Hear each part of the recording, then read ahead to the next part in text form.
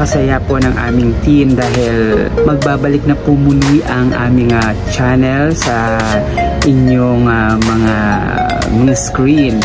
Guys, sobrang excited kami gawin ang bawat proyekto na nakalaan para sa bawat isa. So, may panibagong segment po na gagawin ang Yabs TV Entertainment na magmumula o natatampukan ng iba't ibang individual dito po sa aming channel. So, I would like to invite you guys na supportahan natin muli yung aming channel para po magbigay ulit ng mga makabuluhang istorya, kwento na nangyayari dito po sa ating society. So, salamat sa mga actors and actresses na talagang gustong sumuporta pa rin dito po sa aming channel.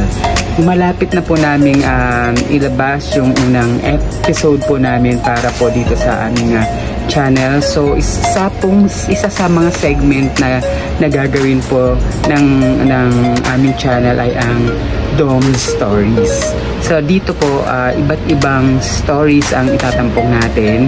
So iba't ibang individual or character ang makikita ninyo dito po sa aming channel.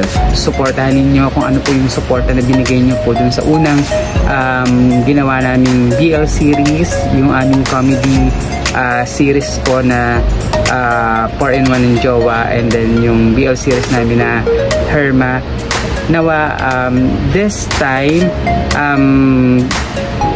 iba-ibang character na naman po ang inyong matutunghayan, mapapanood po dito.